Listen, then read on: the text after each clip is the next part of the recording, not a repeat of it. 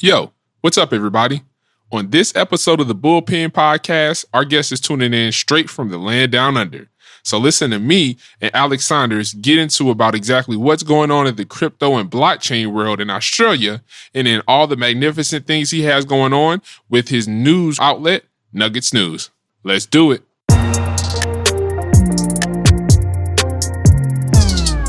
Oh, wait. One more thing before we get to the podcast.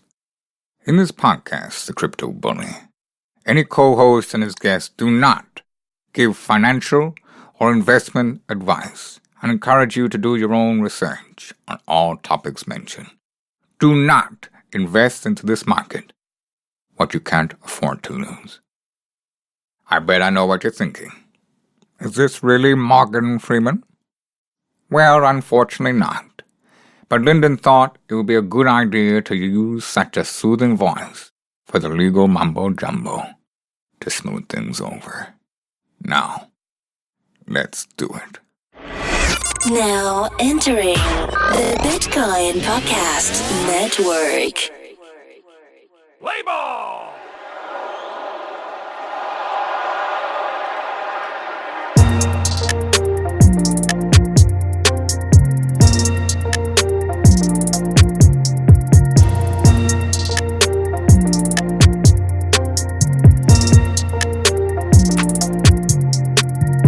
Batting for the Bullpen Podcast, number 9, the Crypto Bully. Wow! He makes it look so easy. And that ball has left the stadium.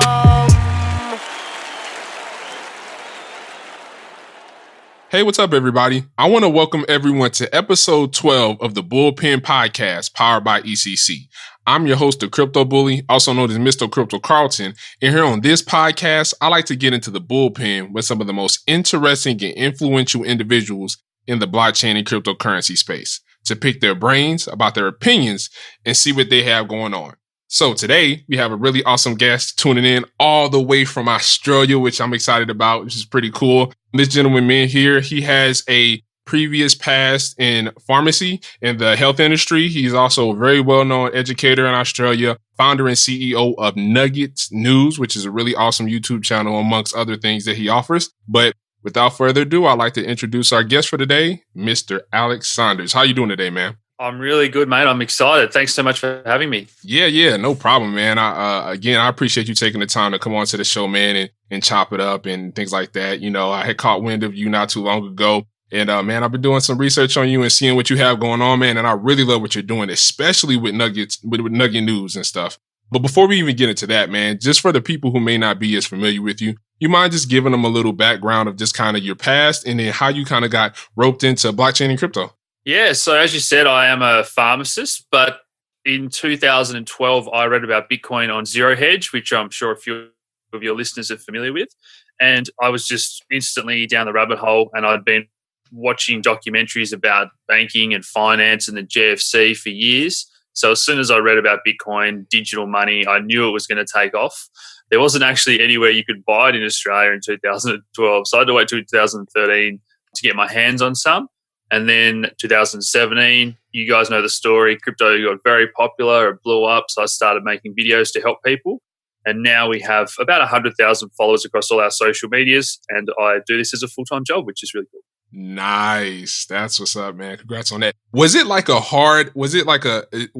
this hard thing when you knew, okay, I'm going to be making this transition from the conventional job over to the crypto world? Like, how did that feel? Was that like a hard thing to do, or was it pretty simple for you? It's a funny story. So I had a friend who works for Australia Post, which is the equivalent of your like FedEx, I think. And they've been going down like a lot of those companies now because people don't use mail as much. And one of my good friends had just been made redundant. And when we started blowing up, we had, hundreds of people messaging me every day and whatnot. And my mate said, oh, look, I'll help you out. And within a month, that turned into a full-time job for him while I was still working at the pharmacy. And he said, man, when are you going to quit? Like, you're doing this part-time and I'm doing this full-time for you in the background, answering all these emails and messages. And I was like, you know what, you're right. Like, I've just got to bite the bullet and quit, because I was getting married in a few months' time then, and my wife was sort of saying, you know, we've got our wedding and all this coming up, and you're going to quit your job as a pharmacist to make YouTube videos. And I was like, oh. That's funny. Well, I mean, from what I could tell, at least, I think that's worked out well. I think you made the right decision for sure. Yeah, now she's like, oh, you know, can we do this? Can we do that? And I was like, come on, you weren't even supporting me to start off with. So she owes me, yeah. That's funny. That's hilarious. Of course, yeah, gotta enjoy reaping the benefits from it, man. Yeah, from what I've looked, when I looked into Nuggets News, man, I definitely love what you did. I love what you created, man.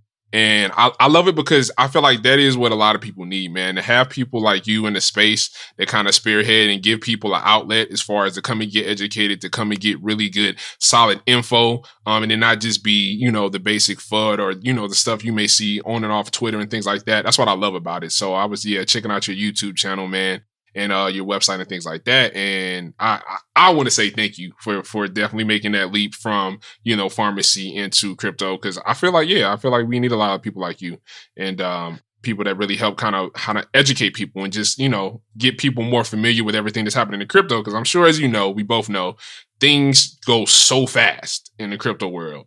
And, you know, stuff changes all the time. So to have a central point to where, you know, somebody can go and get good information, I feel like that, you know, that's always good to have. Thanks so much, mate. It's always good to hear that. And that was always my focus. And I guess my passion is making these videos and explainers. And when you've been through, I think, 6 of these huge corrections since 2012, sometimes people just need to hear that this has happened before and what's going on. This isn't the end of the world. So, yeah. Without a doubt, man. And so when it comes to like cryptocurrency, right? Obviously, I'm over here in the US. You're over there in Australia. What is the cryptocurrency scene like in Australia? You know, is it crazier than it is over here? Is it a big talk? Is it, you know, is it a lot of talk about regulation, and is taxes like this horrible thing that people don't want to deal with? You know, what is it like over there? It's just insane. I think that I've heard estimates that Australia owns like between 20 to 30% even of the world's crypto, which is just crazy if you consider how small our population is. We had an exchange called CoinSpot that was a very good multi-coin sort of altcoin exchange, and they've been around for a couple of years. When you think that, you know, KuCoin and Binance weren't around a year ago, that really was an easy on-ramp for thousands of Australians. And some of the numbers I've heard from the Australian exchanges are well into the hundreds of thousands of users. And when you consider we've only got 25 million and probably 15 million over the age of 18 that can buy crypto, it just blows me away the percent of people that got into that bull run last year. And we're very active in the Facebook groups in Australia, and there's probably about half a dozen groups, and they've all got, you know, 30, 40, 50,000 people in these Facebook groups that didn't exist a year ago. Wow. Yeah, that's pretty heavy. That's intense. That's a lot going on, man. Yeah, and I know that too, just from personal experience too. You know, I have a Facebook group called Crypto Legends, and a lot of people that I interacted with early on in that group were actually from Australia. And a lot of people, man, especially during that, like you said, during that bull market from that the December all the way into like late January, man, people were on it. And I heard a lot about CoinSpot. Obviously, you know, that's obviously their way to buy crypto, number one spot to buy crypto over there. So I heard a lot of people about doing that, man. But I just see so much. I feel like you guys are doing so much over there, paying attention to so many different things. Yeah, I mean, if you want to unpack it a little bit more, I think that Australia is a pretty lucky country, and there are a lot of people here in the middle class that do have a little bit of cash to burn. And we were hearing stories of all the guys working on the mines, right? That, you know, they're pretty cashed up, and you know, it was going into summer where everyone's having their barbecues and sports events, and they're outside socializing, in Christmas and New Year's. So it was just that time period where everyone's telling their mates, "Oh, get into crypto; it's so easy," and that I just went crazy. Man, yeah, that's pretty awesome. And so, I mean, with all that being said, as far as like, do you guys is annoying over there as it is over here when it comes to like taxes and when it comes to like the regulation of certain tokens and things like that? Yeah, as always, the authorities are a little bit behind the 8 ball. Right. So they were sort of putting out more and more guidelines, and there's all these people that think, oh, you know, you don't have to pay taxes unless you do this and that. So we've actually worked, you know, fairly closely with the ATO, and I've made a couple of videos, and they have a little bit of input. But Right. I certainly think that it's the same for you guys, that it's a square peg trying to go through a round hole is what I explain to people, because if you sell technically from one altcoin to another, that's a taxable event. And a lot of people, they went from their Bitcoin or their Ethereum into an ICO during the peak when they were sitting on huge gains, and now they're sitting on huge losses. So on paper, their tax bill is actually 30 grand, but their account's now only worth 20 grand altogether or something horrendous. So we just hear these horror stories. So yeah, it does suck. Yep. Yeah, I definitely hear horror stories. That's kind of was like, I remember last year in December during the whole Bitcoin run and things like that. I remember here in the US, it was the thing like January 1st is when everything was going to change. That's when they wanted to stop allowing people to do like the 1035 exchanges, which here in the US, if you can basically roll over your profits from a asset to another one of a like asset. And, they were going to get rid of that. And of course, the whole, when going from, like you said, from one altcoin to another, is considered a taxable transaction. And people were just like, damn, what are we going to what that's going to be annoying. Like to think you imagine the people who day trade crypto. So you guys had a law where you can roll over from a similar asset to another. See, we don't have something like that in Australia. Yeah. So and generally that's used in real estate. It's called a 1035 exchange. And, you can say, take the profits that you made for a particular property. And if you don't pull them out, and then you just roll it over, say, into another investment property, basically it doesn't get taxed. And then, it doesn't get taxed at that moment, that is. And then you just kind of keep going. So people were like, yo, from an altcoin perspective, you would think the same thing. Like, one altcoin, Bitcoin or Bitcoin to an altcoin, they're all cryptocurrency. So they were applying that same rule. And I'm pretty sure the government was like, no, wait a minute. Like, I don't think we're liking that, because now people can make crazy amounts of money, and they're like, unless they pull it out back into fiat, into USD, they don't, it's not going to get taxed at that moment. So they pretty much did it that January 1st. So we've got a lot of exemptions around property, and we do have things like no capital gains. But property, I'm actually making a video about Australian property because I think it's the biggest bubble of all time. 65 years without the 20% correction. Wow. That is insane. Yeah, that's a bit scary. And then, just thinking about real estate in general, even over here in the States, it's pretty much the same in the sense of, it's just like, obviously with the exception of, the huge, recession or whatever you want to call it that happened in, 2008, 2009.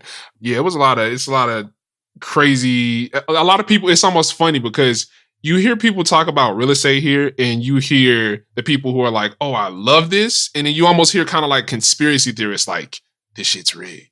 It's like, you sure you want to do that? Yeah, you want to participate in it? And it's sort of indirectly related to crypto, because people in Australia are fearful of this big coming recession. And the Aussie dollar's already gone from $1.10 against the US dollar down to 70 cents. People are definitely fearful.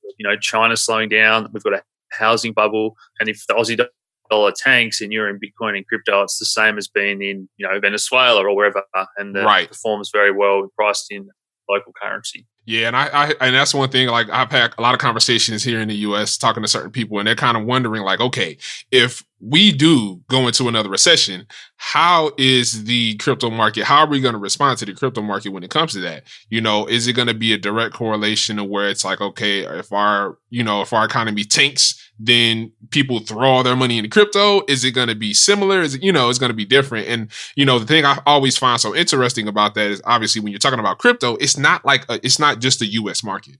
It's a world market. So everybody has skin in the game. So to me, conversations like that definitely pique my interest, because you really, really don't know. You can speculate, you can guess, you can, say a lot of different things, but to really pinpoint what's going to happen, it's one of those things that I just can't wait to see, just to see, like, okay, what's going to actually happen. Do you have any thoughts on that? Because I know I've done a lot of work on this, and I think if there's a stock market crash 2008 style where all the liquidity gets sucked out of everything and people just have to sell and scramble for money, then I think everything would go down. But if I think it's this gradual erosion of purchasing power and ongoing fear, then I think Bitcoin acts as an alternate asset and money does flow into it. And you know what? And here's the weird thing. So when I think about that, I honestly think one of the things that will have a huge factor into what happens to to the crypto market, at least specifically talking about here in the US, when it comes to what happens with our economy, I honestly think media, the regular media, mainstream media, and social media will have a huge play on it. Because I think about now, how many people rely on that to get actual information on what they should do with their money, or ideas on, okay, I should do this and do that, or I should go into this. I'm really curious to see how mainstream media would portray crypto at the point when, or at the point if our economy starts to tank. So I think that'll have a huge play in it. I mean, I'm like, you see so many different things going on. You hear about all of these huge corporations and financial institutions getting skin in the game in the crypto and blockchain and patenting things and making their way and, creating an exchange or some sort, something basically to introduce, them into the world of crypto and blockchain. And it's just like, all of these companies are not doing this for nothing. Obviously, if all of these companies are participating in this and they're seeing the potential in this and they see that there's something to offer from a technological standpoint and from a financial standpoint, I feel like that's going to play a huge part in it. Oh, 100%. And you can go down the rabbit hole and put your tinfoil hat on, but this stuff is already happening. We see people getting censored on Twitter, Facebook, and YouTube. YouTube demonetized my videos if I say something wrong in it. It's just crazy, the censorship that happens these days. And I don't need to tell you guys about it in the US with Alex Jones and the Donald Trump elections and all this sort of crap that you just hear nonstop. So, yeah.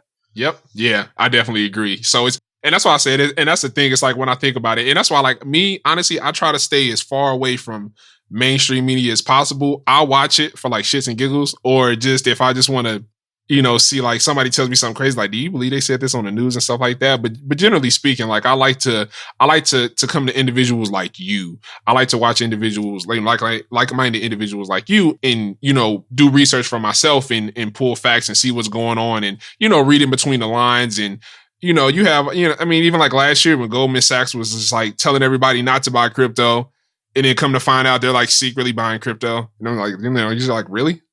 So, it's a lot of that goes on here all the time. I think we're so lucky that we live in the age now where, last night instead of watching TV, you flick on Mike Maloney, the new Hidden Secrets of Money or episode. And you can just watch whatever content you want these days on your smart TV. Yep, without a doubt. Yeah, it makes it so much easier because you don't have to necessarily just take the mainstream media's word for it. You can hop on Google and you can research stuff for yourself. And I feel like that's one of the most powerful things right now is being able to research stuff for yourself. Now, of course, obviously, you've been thinking about Google and stuff. Just like you said, you still have to worry about censorship and things like that. But at the end of the day, they're not 100% proof on censoring things. So, there's often things that fall through the cracks. I don't want to jump around too much because I know we'll mainly talk about crypto. But if I can put my pharmacy hat on for a second, yeah, of course. I watched a documentary called A Leaf of Faith, done by the guy that did the steroids documentary, a US guy, and it's about kratom and the opioid epidemic in the US and stuff. Absolutely amazing documentary, and they're trying to make that plant illegal in the US that helps hundreds of thousands of people, and everyone banded together and got active on Facebook and petitions, and they changed what the FDA's decision was. And that sort of stuff where we can get together as communities is very powerful, whether it's lobbying for that sort of thing or for cryptocurrencies. I agree. And it is very powerful and stuff like that. It can cause such a wave in whatever direction you take it, really. So being able to do things like that, that's what I'm saying. That's what I love about the age we're in right now. A lot of things are really possible, even with the way, like I said, they try to censor things and they try to keep certain things away from people, but it's just like, they can only do so much at the end of the day and things like that. So, that's why I said I'm just curious to see where everything goes. And I think it's going to be in those moments, in those recessions, in those economic downturns that I feel like people are really going to see like, okay, what's crypto made of? Or what is everybody going to flock to? What is everybody going to be paying attention to in the moment where, you have this like, okay, the economy's it's going to hell. At least it seems like it. So what are we going to do? What are we really going to do? So, I feel like it's like I can't wait for that moment, but I can't wait for it at the same time. Yeah, I'm very excited. And I think people continually go to Bitcoin, just like the US dollars, the reserve currency. I mean, we've already seen at the moment, altcoins are down 95% now. and money has flown to Bitcoin. Yep, definitely. Yeah, it's like, when I think about it from then, the all-time high of almost 20,000 and then to where we're at now. And just seeing, and that's what I was telling people, man. I told people for so long, I was so happy when the price started going back down and we started going into a bear trend, because I was just like, yo, if this keeps going up, if the rate is going up, this shit's gonna get crazy. Like, it's really gonna get crazy. And just like any healthy market, it needs time to breathe. Like, seriously. So, oh yeah, I mean, to draw a parallel to what's going on, and I just said this has happened about 6 times, but particularly in Ethereum when it just got started and it ran very quickly from a few dollars up to $22, I think, back in 2015 or 16. And then they had the hack, and it had a big correction all the way back to $6. And that was, a gift, a buying opportunity, a 70 or 80% correction to buy something that was very exciting and new. And that's exactly what's happening right now. If you have a project that you've done research on and you're very convinced that they've got a working product and a good team, you get to buy it for 90% lower than it was. Exactly. And that's where the people that have done the research will hopefully make 10x or 100x on their investment over the coming years. Exactly. Yep. And that's exactly what I say. This is definitely a huge opportunity right now. Looking at a lot of the altcoins, looking at the price of Bitcoin, looking at where they're sitting at now to where they were sitting at obviously 6, 7, 8, 9 months ago, it's a huge difference. But like you said, if you take the time and you really do the research and you really know the value in a particular project that you're interested in, I mean, you can buy it on sale. You know what? And the funny thing, the one thing that I loved when I went on your website, the Nuggets News website, the one thing I loved, which was actually in your little bio section, it says, Alex has a unique investment style that combines fundamental analysis, technical analysis, and market sentiment as key drivers in decision making. I love that. And the reason why is because I usually see so many people who pick one or the other, or, make only fundamental analysis or only technical analysis or only market sentiment and things like that. But I love how you take those and you combine it together, because I do the exact same thing, because I feel like they all offer value when thinking about an investment or making an investment decision. So to me, that just, I don't know, to me, maybe I'm just different. To me, that just makes sense. It makes sense to do it that way.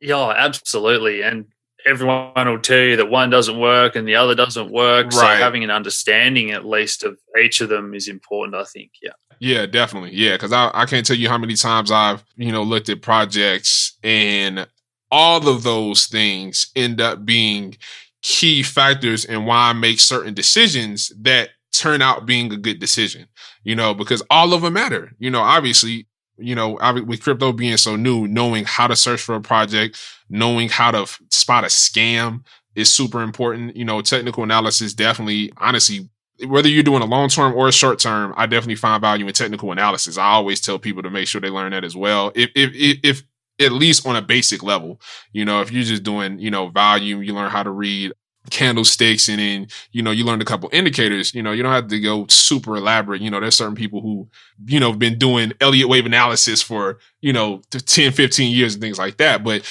just to have a basic understanding of all of this, to me, it'll only help you. It'll help sharpen your investment tools so that you feel more comfortable and you don't necessarily have to be caught up in the emotional side of possibly making a wrong investment decision because of, lack of knowledge of something. So. Exactly. And that's been a huge focus for us in the premium stuff that we do. The fact that we can have an Elliott wave trader, a guy that's all fundamentals in the same group having discussions, that's been very, very powerful for us. Yep. Yeah, I definitely see that, man, without a doubt. And so another thing with you having, and it's funny because you obviously have a background in healthcare with pharmacy and things like that. I actually do too. So what I did for a long time is I was actually an EMR consultant. So I basically traveled around the US and I used to teach, doctors, nurses, surgeons, basically how to use their electronic medical recording software. And, healthcare and blockchain or healthcare and crypto to me has always been an interesting topic. And I think obviously, with healthcare, especially here in the US, right, there's so many things that can be improved. by blockchain when it comes to, data privacy, obviously with there being HIPAA here and, having to be so strict with how they relay data back and forth to each other. And then thinking about something like, for example, the communication of, a hospital or a health company to an insurance agency and the process you have to go through in order to receive money. There's so many things that I feel like blockchain and crypto do that can improve that. And I was just curious, like, do you see that being kind of the same thing? Like there just being so much potential in the healthcare industry when it comes to blockchain and crypto? Oh, absolutely. We just uploaded an interview yesterday about this with an American lady, Kat, who runs a project called Simply Vital Health, if people want to check out that interview. And people don't realize that pharmacies use fax machines. It's like the only industry that's still in the Stone Age. Yeah. And if you go to your doctor and then the hospital and then your pharmacy, none of these people are allowed to talk to each other with their health records. It's just insane how it all works.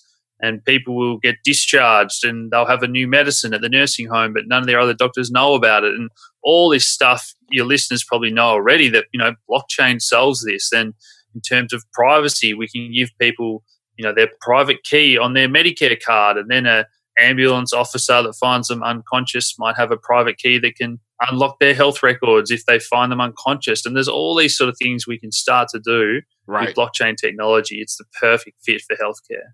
Yeah, I agree 100%, man, without a doubt. So, and I just think about, obviously healthcare and just so many different industries that same kind of thing can be implemented on, just transforming the industry, making it more concrete, making it more safe, making it a lot faster. Things like that. And that's, I'll so look forward to the innovation in the healthcare industry when it comes to blockchain and crypto. You have companies, the individual that you say you interviewed, and so many people who are really trying to make their mark in that field, in an industry, and transform it.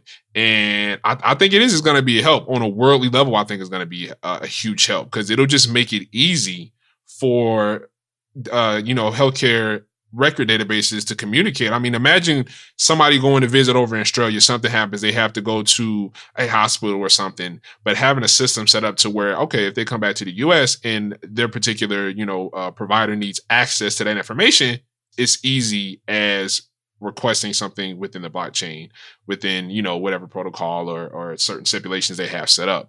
That's an ideal situation. I mean, people forget that a blockchain is just a distributed ledger, and to replace banks, a ledger of all the money is perfect. Yes. And in healthcare, we need a ledger of everyone's health records. Again, it is literally perfect. So, exactly. Yeah. It just makes sense. It does. It really just makes sense, man. So there may actually be a lot of newer individuals, right? So to blockchain and crypto who are listening to this right now.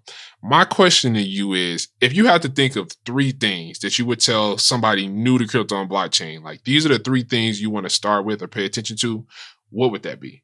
I think if you're getting in now, you're really lucky because it's a lot of your friends that probably told you to got in, you're buying at better prices than they are now. So I think taking your time and learning, because everyone reads about it and they feel like they've got to throw that $1,000 they've got in their bank at it the next day, or whatever coin they've read about, and then 2 weeks later it's at a lower price, or 4 weeks later they've read about another coin, but they've already put all their money into one thing. So I think taking your time and dollar cost averaging is probably one of the best pieces of advice I can give anyone. And other than that, align yourself with multiple sources of news. So don't be afraid to listen to someone that says Bitcoin's going to go down, as well as the guy that's saying Bitcoin's going to go up. And listen to their reasons and decide if you think which one's telling the truth or who's got more fact-based information. So multiple sources of information and understanding what you're investing in. So if you understand Bitcoin, if you understand Ethereum, you're far more confident to buy more if it goes down in price, but not panic or do something irrational. Particularly for altcoins, there's good projects out there now, as I say, that are down 90 or 95%. If you bought something because your mate told you to on Facebook, you probably don't know if it's a scam or a good project, and that influences your emotions, will influence the way you act and panic and sell and so on. Yep. 100% agree. Yep. That's what I tell people all the time. Education is important. Like you said, multiple news sources, I feel like is important because I mean, there's so many people out here that give opinions, right? It makes good to compare. And I like to find the Peter Saddington, the Alex Saunders that are in this industry, and I feel like give great news. I definitely would suggest people to go to your channel, go to the YouTube channel. I literally just went myself and subscribed, watched a couple videos, man. Like I said, I'm so big on that. And that's what I love about what you're doing with Nugget News and things like that. I mean, I feel like you really do care. Like you really do care about people. Your mission says it all. And that you really are trying to help people and educate people. And I advocate for that 100% all the time. Not to mention, I was looking on your website too. It seems like you do, you also do like offer professional services and things like that, consulting. Yeah, so we help startups, everything from helping write their white paper to design their token economics on how their project's going to work best. A lot of people coming from the traditional business background are now trying to get into this space, and they don't know how to run an ICO or what do you do with your Telegram group, and you need to set up a Reddit account. So I guess it's a mix of some pretty advanced stuff down to some very basic stuff on the people that want to get into this space. Then we do premium education where we'll go to Melbourne and Sydney. And then the other night we spoke about security tokens, and we get some guests in that are in the regulation space and people that are running a security token offering. So we just love doing that community meetup. And our biggest service is our $40 a month premium group where we have a Facebook group and a Slack channel with 1,000 people, and we talk crypto 24/7 from trading to the best projects and helping each other out if you're getting into it. So yeah, all our premium services have been very popular now, and we've got 3 or 4 full-timers and a couple of more part-timers at Nuggets News now. Nice. That's awesome, man. I love to see growth like that. That's pretty awesome to see you chipping away, man, and getting stuff done and growing, man. Stuff like that, when I hear that, it excites me. I love that. So, man, keep doing what you're doing without a doubt, man. I love it. Definitely going to be sending people your way without a doubt. And yeah, I just think there's a lot to learn, man. Like I said, there's so much changing on a daily basis in crypto and blockchain. You never know what can happen. Like, what do you think? Good question. What do you think will be like you feel like the next big thing? Like, what do you think everybody may be talking about next when it comes to blockchain and cryptocurrency? I mean, everyone's fascinated with security tokens at the moment, but I think there's going to be a lot of hype, but I think that's going to be played in a different ball court, if that makes sense. You're not going to get FOMO on Facebook groups about a big security token offering that's only for, accredited investors or something like that. So that's going to bring a new wave of people into this space. But then I actually think that we're going to see a return to more of an ICO style where people will realize that certain aspects of doing it in the decentralized crowdsourced fashion are more important than doing it to the few rich VCs and securitizing assets and real estate. And that's going to be different to companies just offering securities as a fraction of ownership. So there's all that sort of stuff that is exciting, but I think that continually people will return to Bitcoin and the secure proof of work network. People are going to learn about why this is so important. And I definitely think that Bitcoin is going to go up dramatically in price. Ethereum, once they've finished scaling and becoming that world computer, I think these projects have just got a couple of years head start on everything else. And everyone wants to get into the next thing. They feel they've missed out on Bitcoin or it's too late to invest in Ethereum and so on. And I actually think that it's a bit like Google and Facebook and Amazon. There's probably going to be 4 or 5 huge winners, and it's not just necessarily going to be, the other 20 that are pretty good and do a similar platforms are all just going to go up as well. I think it's going to be a bit of a cutthroat world in the coming years. Yeah. And I feel it's going to be that way. Exactly. Matter of fact, that was literally the mentality that I had when I was thinking about crypto. When I got into it, when I first got in like everybody else. I'm like, I want to make money. I used to do, futures tradings and things like that. So, I was interested in the trading aspect of it. And then when I really started doing research on the blockchain, I was like, man, this is actually a lot more than just trading.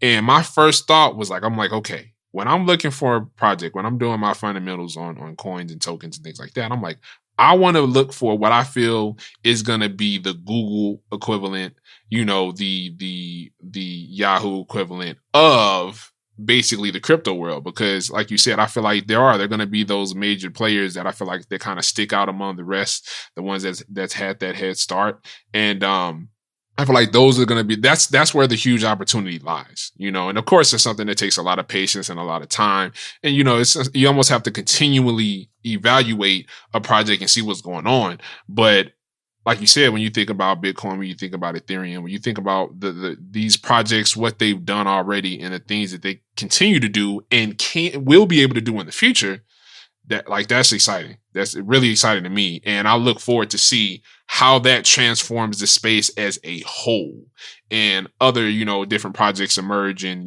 different innovations are created and things like that. So, like, do you think, here's a funny question. I know last year, right, everybody was talking about this like crazy. I don't hear people talking about it as much anymore, or at least at the moment, the whole flipping situation, right? So with Bitcoin having market dominance, things like that over all the other coins, do you think that there will be a time where that switches and Bitcoin may not necessarily be the market at a particular point in time? Geez, you asked me to upset all the Bitcoin maximalists out there.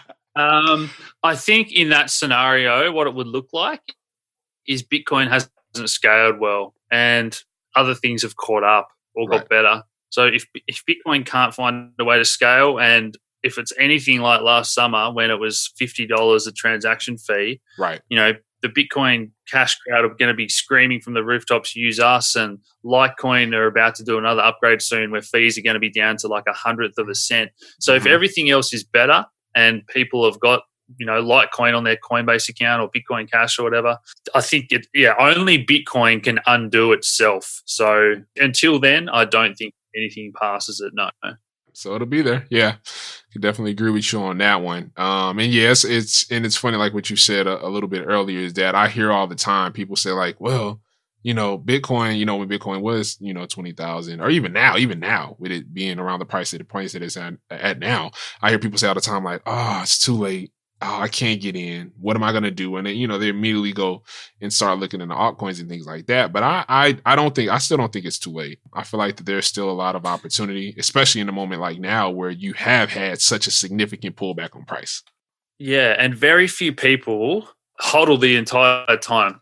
People see, Bitcoin from $2 to $20,000. Well, how many people actually held that whole time and sold anywhere near the top and made a ridiculous amount of money? Exactly. Yeah, you might have a little bit of survivor bias where you do hear these stories occasionally on social media, but I know plenty of people that got into Ethereum at a couple of dollars and sold it at $10. Yep. And so just because Bitcoin is going to go from $6,000 to $60,000 in the next couple of years, I believe, it doesn't necessarily mean that everyone's going to make money. We're not going to have peaks and troughs where people panic and sell, just like last year at $5,000 or $3,000. It's this cycle is going to repeat, and it just because something goes up doesn't mean you make money. It's not that easy. It's definitely not that easy. And I tell people all the time, people will try to simplify it, and they'll try to be like, trading is easy, buy low, sell high. Like, it's always like, okay, yeah, you say that, but then when you actually get into trading, especially a market like cryptocurrency, which is, basically damn near brand new to the whole world, now, right over 10 years old, it's not that simple. It's never that simple. Oh man. So I do a little bit of one-on-one with people where we do a video chat and we can help each other out and whatnot.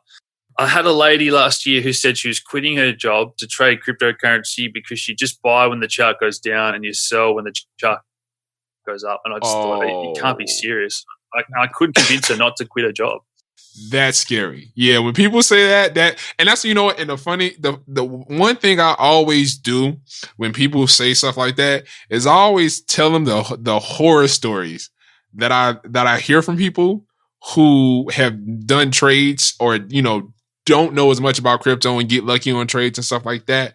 And I'm like, it's not that simple. As much as we would like to think it's that simple, it's definitely not that simple, especially if you're talking about a large amount of money. And if you're using exchanges, a lot of people, like, the one thing I always tell people all the time that I always usually stump them on, to people who are newer to crypto, that is, I tell them, I'm like, okay, so you're getting in the market, you're going to invest in a particular coin. and you want to trade it. You hope to make a bunch of money off of it, whether you're doing a long-term or a short-term trade, whatever your case. Do you know if you make a bunch of money, do you even know how you're going to withdraw it? Do you know if what your exchange withdrawal limits are and things like that? And it's like people be like, oh, yeah, I never thought about that. And I'm like, yeah, like you have to look at everything. I knew a guy, I'm not going to say his name. This guy, he was so excited to trade. He jumped in.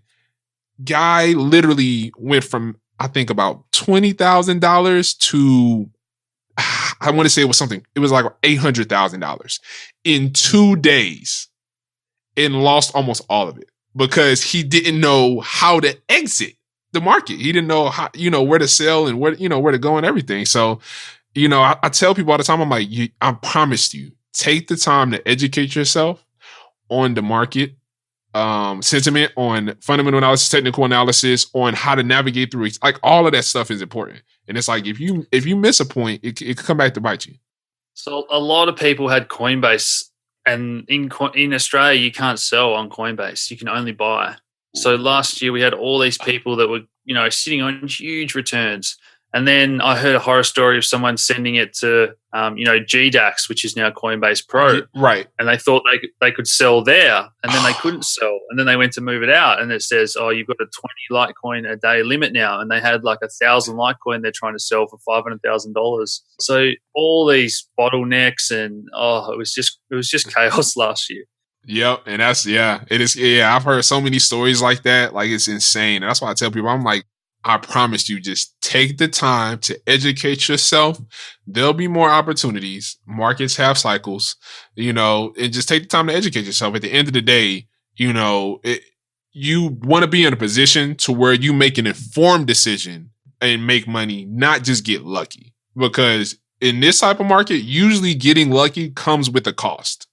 And usually that cost is based around losing money. So, I always tell people, like, yeah, definitely educate yourself. If you educate yourself, the money will be there. And then you'll find other cool ways to make money.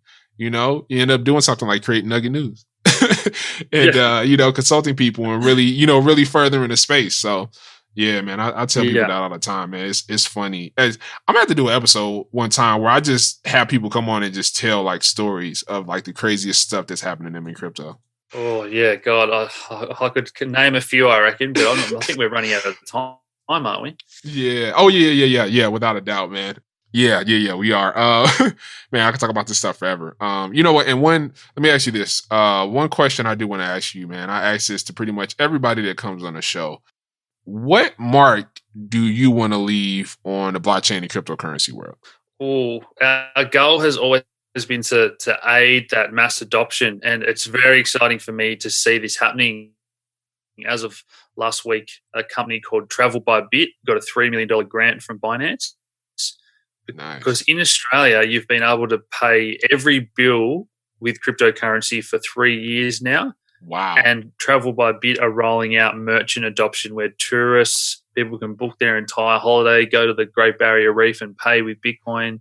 So we're very lucky in Australia that we're actually getting there already. We're nearly towards this mass adoption where people can do it, but I want to get people actually doing it and for it to be better. So if people can pay with Bitcoin or Litecoin and that merchant gets 100% of the fee, they don't have to pay 3% to Visa or MasterCard, then that's better for the merchant.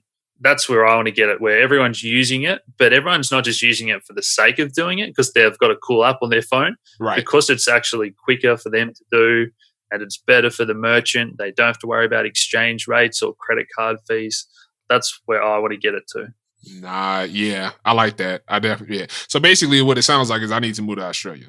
If you're ever in Tasmania, mate, you can come stay with us. Oh, without a doubt, man. I definitely appreciate that. I definitely plan on doing it actually next year. I almost literally want to like tour Australia and go around and just experience Australia, experience crypto and blockchain in Australia. And man, just enjoy it, man. Cause I mean, just the thought of being able to do something like that, like you said, like, oh man, I wish I could pay my bills in crypto. That'd be nice. Yes. That makes things easy, man. Well, again, Alex, man, I super appreciate you coming on the show, man, chatting it up with everybody and talking, man. I'm sure people are going to be excited to listen to this, man. Why don't you go ahead and let people know, man, where can they find you? Where can they find Nugget News and all of that good information? Yeah, so we're just Nuggets News on all the usual socials, guys, and we do videos every day on YouTube, or head to nuggetsnews.com.au for more information on all the other stuff we do. Nice. Awesome. Yeah. And everybody, just so you know too, I'll have all of this information in the show notes. So understand that there'll be links to all this stuff there. So I recommend, I tell you guys, like I said, I've already checked out a couple of his videos, obviously from the conversation we're having right now. Definitely Alex is a good person to follow, and check out when it regards news in general, when it comes to blockchain and cryptocurrency. So, man, yeah, I'm gonna have you back on the show in the future, man. We're gonna have to talk again, especially once things gets a little bit further in the healthcare world, because I'm so curious to see where that's gonna go, and like say like the next 5 or 10 years. So yeah, man, you're always welcome back on the Bullpen Podcast, without a doubt. Thanks so much for having me, mate, and I'd love that to come back on in the future. Awesome, man. Well, sounds good, man, and yeah, everybody stay in touch, and you take it easy. All right. Thanks, mate. Bye. All right.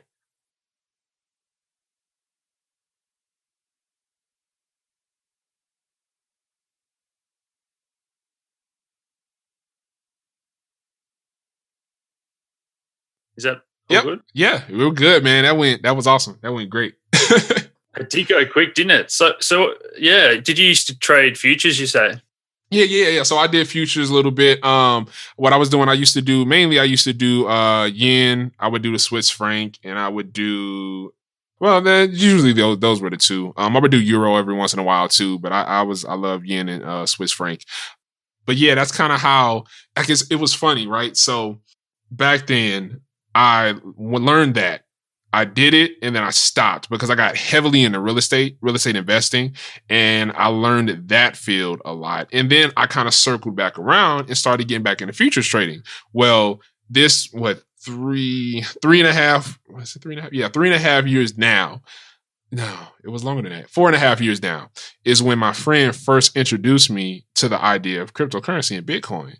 And he didn't have a financial background at all. He didn't have a technical background. So what he was telling me made no sense. And I was just kind of like so focused on real estate and everything else. I was kind of like, nah, not my cup of tea.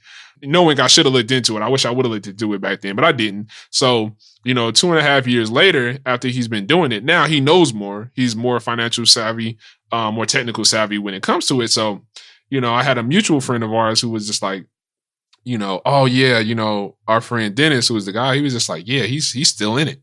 And I was like, really? And at that point, the only thing I ever heard about when it came to Bitcoin was mining. And it was getting to that point where they were having a conversation where the technological things are getting so advanced that you have to have ASICs in order to mine and things like that. So I'm just kind of like, okay. I'm like, yeah. And, obviously it costing a bunch of money unless you're doing, hash power and you're doing hash pools and stuff like that. So I'm just like, yeah, nah, not my cup of tea. But I'm like, if he's still doing this, there has to be a reason why he's still doing it 2.5 years later. So when I talked to him again, at that point, he introduced the trading aspect to me. And that's when the light bulb went off. And I was like, oh, shit. I'm like, you're talking about a whole new asset class you can trade. So I was like super gung-ho about that. And then from there, that's when I learned about the blockchain part. And that's when I really got all the way sucked down the rabbit hole. And I was just like, okay, well, yeah, pretty much crypto everything now, blockchain everything. So and the rest is history. Yeah, the rest is history. Literally everything I do is centered in some way, shape, or form around blockchain and crypto. Like literally, if I think of a business idea, if it doesn't involve blockchain and crypto, I feel like it's just not a good idea. Like it doesn't sound right. So, and then I'm so stuck. One of the first things I did, it was pretty much the first thing I do when I think about anything. From an investment standpoint, I think of like, okay, first thing I search and teach myself, how do I spot a scam? How do I not get played out of my money? So that was the first thing I started researching in crypto. And I was just like, holy shit. Like there's a lot of people trying to scam, a lot of projects trying to scam, just a lot of, questionable stuff. It's unregulated. So it's like the wild, wild west. So as soon as I got a hold on that and I knew what to look for and how to do the good, good fundamental research on projects, I was just like, oh yeah, it's go time. And then, learned about how Twitter has a crypto world of its own and it has all types of interesting and not so interesting individuals in there. So, my thing was just like, I felt like there was just this huge displacement between people who wanted to utilize crypto and blockchain in one way, and then like them having good information to pull from, or people that they feel like they can trust to point them in the right direction, and it not just be about money or not just be about fame or notoriety. So that's when I, the whole everything pretty much popped off with, and that pretty much with, okay, I want to do something that I feel like is going to help people. So that's when the Facebook group came and attacked, and I, started doing the Crypto Legends. And then how I even got to doing a podcast, which is even funnier, is that this wasn't even my idea. I'm like, my goal was to do a podcast in the future, but I was just like, and I work for a project called ECC. It's a coin, and I'm on their team. I basically do all their social communication. And I ended up doing like a last minute interview for them because the person who was supposed to do it wasn't able to for personal reasons.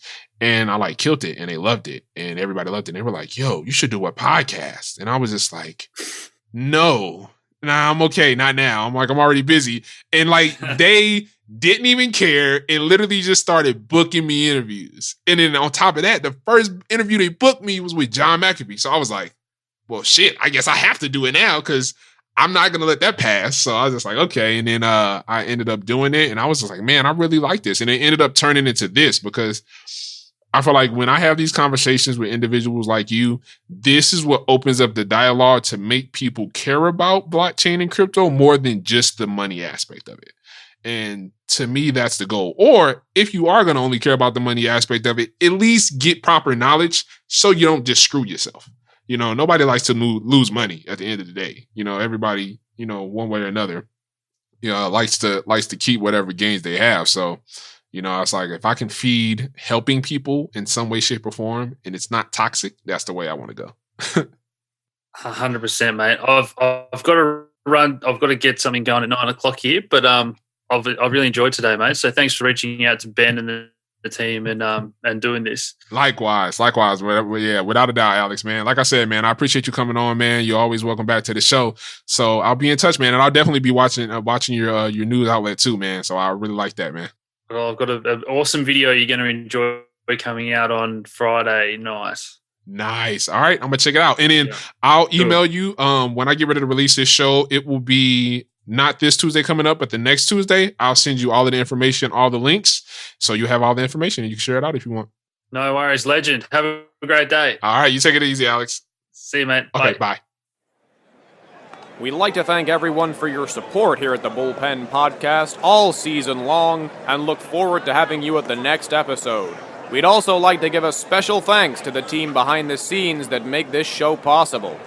Today's show notes can be found on our website at thebullpenpodcast.io/post-show stats.